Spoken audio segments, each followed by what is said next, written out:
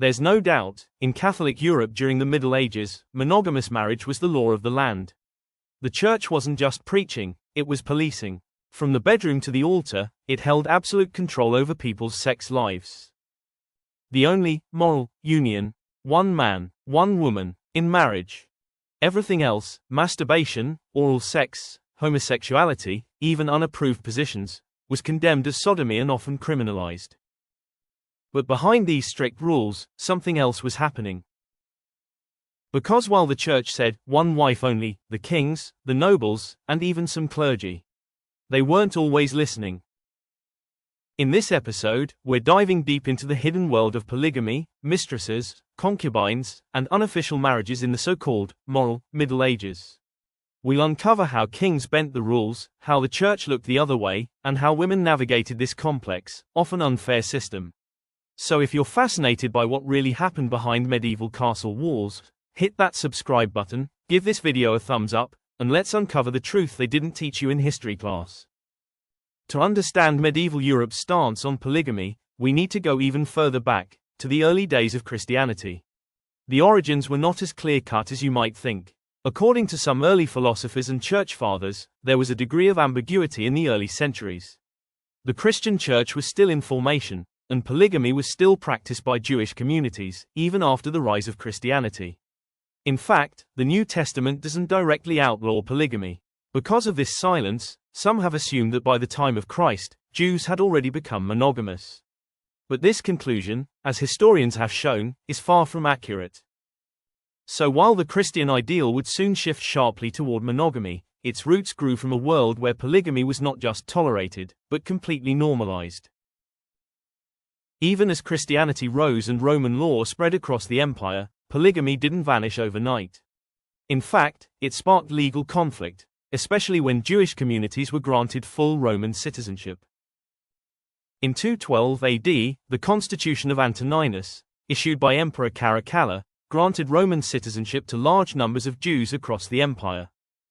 But there was a catch. Roman citizens were expected to obey Roman law, which forbade polygamy.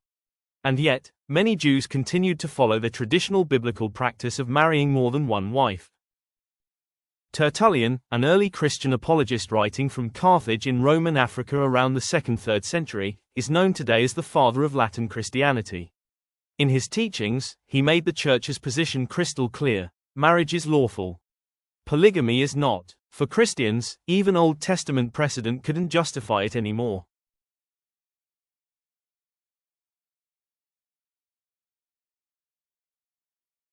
By the 4th century, the Christian church wasn't just preaching about monogamy, it was tightening the screws. One of the clearest voices came from Basil of Caesarea, also known as Basil the Great, a Roman Christian bishop and theologian. He wrote, quote, "Such a state is no longer called marriage but polygamy, or indeed, a moderate form of fornication." But did everyone obey? But even as the church set clear boundaries, not everyone followed them. Socrates of Constantinople, a 5th-century Greek church historian, wrote that Emperor Valentinian I, yes, a Christian emperor, took 2 wives, and even allowed his subjects to do the same. This would have been in open defiance of church doctrine, and yet, it happened. So even while theologians were laying down the law, emperors were quietly breaking it. Monogamy may have been the ideal, but in the real world of politics, power, and passion, it was often just a suggestion. Even as Christian Europe tightened its grip on monogamy, the reality on the ground told a different story. In the Viking Age, from roughly 800 to 1066 AD, kidnapping women for marriage or concubinage was disturbingly common. Viking raiders, especially in places like Ireland, would pillage towns and take women captive, not just as slaves, but as wives or concubines. In Christian Europe too, kidnapping and polygamous relationships continued behind closed doors. For example, Clovis I, king of the Franks, compiled the Salic law around 500 AD, an early code that became the foundation for Frankish legal traditions. But by 818 AD, these laws had to include specific bans on kidnapping women, suggesting the practice was widespread and problematic. Across the medieval world, men in power often married one woman, but had sex with many others. The lines between wives, concubines, and mistresses blurred often, especially when political alliances or producing heirs was at stake. A concubine was considered a secondary wife, lower in social status but often living with the man. A mistress, on the other hand, held no legal protection. Her value came from proximity to power. And the church wasn't always pleased. In the 11th century, a Roman council suspended any layman who kept both a wife and a concubine from receiving Holy Communion.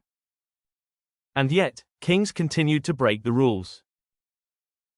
Lothair II of Lotharingia, for example, tried to divorce his barren wife Thefburga to marry his concubine Waldrada.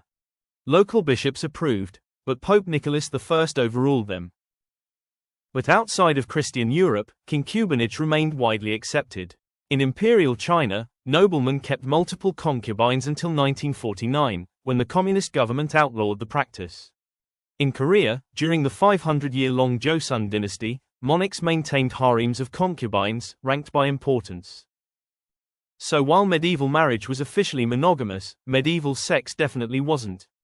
Behind every crown was a queen, and behind her, often a mistress, a concubine, or a scandal the church tried to erase. This wasn't just about love. It was about power, fertility, inheritance, and reputation.